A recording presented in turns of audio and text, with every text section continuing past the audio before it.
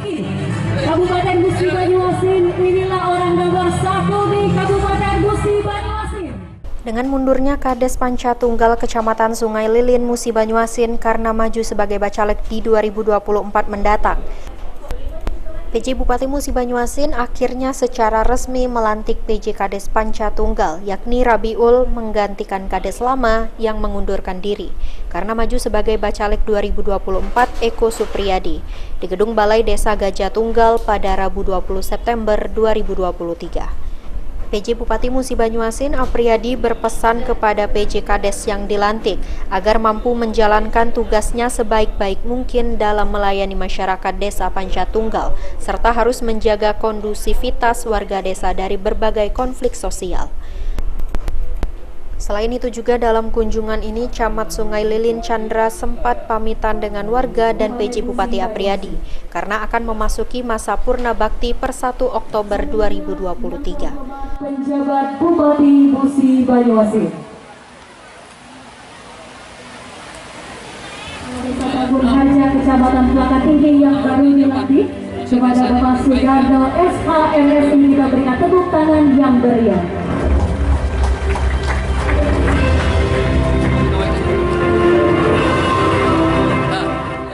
Menanggapi hal itu, Apriyadi mengucapkan banyak terima kasih kepada Camat Sungai Lilin Chandra yang selama ini sudah mengabdi selama puluhan tahun kepada pemerintah khususnya Kabupaten Musi Banyuasin. Dan ia juga mengatakan sudah menyiapkan camat baru yang akan menggantikan tugas camat lama untuk melanjutkan kebijakan di Kecamatan Sungai Lilin. Untuk kunker agenda hari ini apa aja ini? Hari ini kita melantik Kades dan BPD ya, Kades Bangunarja dan BPD dari Kecamatan Jenajaya 3 desa.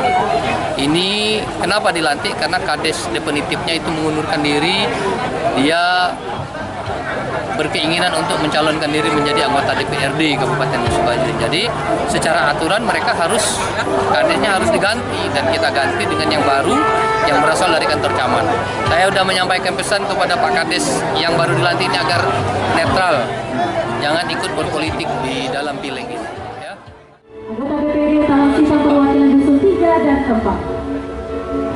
M. Fadil, anggota DPRD dalam sisa perwakilan Dusun 5 dan 6. 1. Kita kasih salam hadirin sekalian kepada terhormat kepada Ibu Nafsia dengan bantuan Musi Banyuasin, bantuan sembako kepada 21 orang penerima Masjid Al-Mutakin yang ada di sebelah kiri Bapak Ibu. Ruzi Iskandar, PAL TV.